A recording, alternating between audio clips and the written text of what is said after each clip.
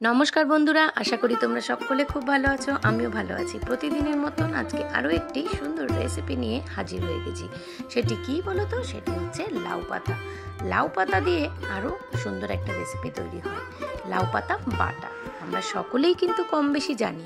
আর এই লাউ পাতা বাটা দিয়ে ভাত খেতে কিন্তু ভীষণ ভালো লাগে, এক থালা ভাত খাওয়া হয়ে যায়। আগেকার দিনে শিলনোড়াতে কিন্তু ঠাকুমারা কিন্তু এইরকম ধরনের লাউ পাতা বাটা করেই থাকতো, কিন্তু এখনকার দিনে শিলনোড়াতে বাটাটা পসিবল নয়। তাই জন্য আমি মিক্সিতে কিভাবে লাউ পাতা বাটাটা করে ফেলছি জাস্ট কয়েক মিনিটের মধ্যে, সেটাই আজকে তোমাদের সাথে শেয়ার করবো। বাজার থেকে নিয়ে আসা লাউ পাতাগুলোকে প্রথমে ধুয়ে নিয়েছি, আর লাউ পাতাগুলো ভীষণই নরম, ভীষণই টাটকা ছিল।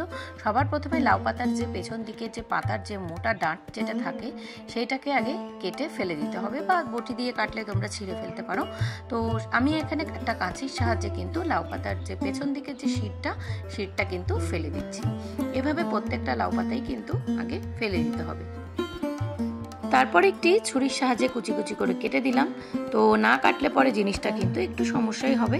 তো আর যদি আমার পরিবারের তোমরা নতুন কেউ হয়ে থাকো তাহলে আমার পরিবারে সদস্য হয়ে যাও, পাশে থাকা বেল নোটিফিকেশনটাকে অন করে আমার পরিবারের সদস্য হয়ে যাও। আর ভিডিওটা ভালো লাগলে কিন্তু অবশ্যই লাইক করো।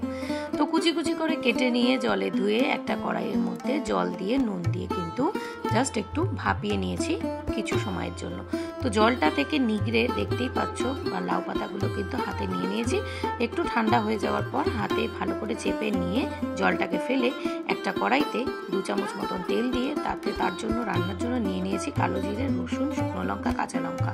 ধীরে ধীরে এই সমস্ত মশলাগুলোকে এবার অ্যাড করব। সবার প্রথমে শুকনো লঙ্কাটাকে দিয়ে নিয়েছি। কয়েক সেকেন্ড ভাজা ভাজা হয়ে যাওয়ার পর তাতে ধীরে ধীরে সমস্ত মশলাগুলোকে অ্যাড করে দেবো। আর এই লাউ পাতা বাটা দিয়ে কিন্তু ভাত খেতে ভীষণই ভালো লাগে। আর এরপরে দিয়ে দিলাম কিন্তু রসুন। আমি এখানে 3 কোয়া মতন রসুন নিয়েছি, তোমরা চাইলে একটু বাড়িয়ে বা কমিয়ে নিতে পারো। আর মুখে যদি খুব অরুচি থাকে, কোনো কিছু খেতে ভালো লাগছে না, কোনো খাবারের কোনো রুচি নেই, সব কিছু মিলিয়ে যদি কোনো কিছু খাওয়ার ইচ্ছে না থাকে, এইরকম যদি একটা ঝাল ঝাল করে রেসিপি তৈরি করা যায়, খাওয়ার ইচ্ছে কিন্তু দ্বিগুণ বেড়ে যায়, এটা আমি বলতে পারি। তো এরপরে কাঁচা লঙ্কা আর যে কালো জিরে সেটাকে দিয়ে দেওয়া হলো। কয়েক সেকেন্ড হালকা ভাজা ভাজা হয়ে যাওয়ার পর তাতে আমি লাউ পাতাগুলোকে কিন্তু দিয়ে দিয়েছি। এরপরে লাউ পাতাটাকে দিয়ে কিন্তু কয়েক সেকেন্ড মিডিয়াম আঁচে কিন্তু হালকা ভাজা ভাজা করে নিতে হবে, একটু ভেজে নেব, তাহলে পরে জিনিসটা কিন্তু খুব ভালো সুন্দর একটা স্মেল উঠবে। সামান্য দিয়ে দিলাম তাতে হলুদ, সামান্য একটু নুনও দিয়ে দিয়েছিলাম, এবং এর মধ্যে দিয়ে দেবো সামান্য চিনি। সামান্য ব্যালেন্সের জন্য একটু চিনি দিলে পরে সেই রান্নার কিন্তু স্বাদ অপূর্ব হয়।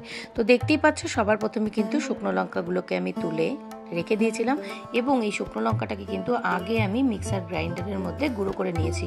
লাউ পাতার সাথে যদি এই শুকনো লঙ্কা যদি মিশে যায় তাহলে কিন্তু যখনই লঙ্কাটা ভিজে যাবে তখন কিন্তু এই লাউ পাতার সাথে শুকনো লঙ্কার যে কম্বিনেশনটা, সেটা লঙ্কাটা কিন্তু খুব একটা ভালো গ্রাইন্ড হবে না। তো সেই কারণেই কিন্তু আমি শুকনো লঙ্কাটাকে আগে মিক্সার গ্রাইন্ডারে গুঁড়ো করে নিয়েছি। এরপরে কিন্তু শুকনো লঙ্কার সাথে আমি এই লাউ পাতাটাকে দিয়ে দিলাম। এরপর মিক্সার গ্রাইন্ডারে দিয়ে দিয়েছি। 2-3 বার ঘোরানোর পরেই কিন্তু দেখো এখানে আমার পাতাটা কিন্তু পুরোপুরি পেস্ট হয়ে গেছে। আমি আরও 1-2 বার পেস্ট করে নিচ্ছি, একটু ঘুরিয়ে নিলেই। এটা কম করে 3 থেকে 4 বার যদি মিক্সার গ্রাইন্ডারে একটু ঘুরিয়ে নেওয়া হয় তাহলে কিন্তু পুরো পাতাটাই কিন্তু পেস্টটা পুরোপুরি হয়ে যাবে। আর শুকনো টাইপের একটু পেস্ট হবে, যেটা কিন্তু খেতে ভীষণ সুস্বাদু লাগে। আর তোমরা যদি চাও এটাকে আগে তোমরা পাতাটাকে জল দিয়ে বেটে তারপরে ভাজা করতে পারো তেলে, সেটা থেকে এভাবে করলে কিন্তু পাতার টেস্টটা বেশি ভালো লাগে। তো দেখতেই পাচ্ছ পুরোপুরি কিন্তু পাতাটা একদম পুরোপুরি পেস্ট হয়ে গেছে, একটা গোল মন্ড আকারে তৈরি হয়ে গেছে। তো আমার এখানে পুরো পাতার বাটাটা পুরোপুরি কমপ্লিট। তো দেখো একদম গরম গরম ভাতের সাথে যদি এইরকম একটা পাতার বাটা, লাউ পাতা বাটার রেসিপি হয় তাহলে কি আর মাংস লাগে? কিচ্ছু লাগে না। তো এইরকম ধরনের সুন্দর সুন্দর রেসিপি যদি চাও তাহলে অবশ্যই আমার চ্যানেলটাকে সাবস্ক্রাইব করো। আর কেমন লাগছে তোমাদের এত সুন্দর একটা লাউ পাতা বাটার রেসিপি অবশ্যই কিন্তু কমেন্টের মাধ্যমে জানিও। তো চলো আজকের মতন ভিডিওটা এই পর্যন্তই রাখছি।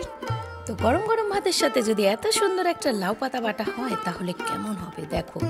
শীতের বা গরমের ধোয়া ওঠা ভাত, সাথে হচ্ছে লাউ পাতা বাটা, তো অপূর্ব লাগছে দেখতে, খেতেও কিন্তু অপূর্ব সুন্দর। ভাতটা মেখে খেতে কিন্তু দারুণ লাগবে।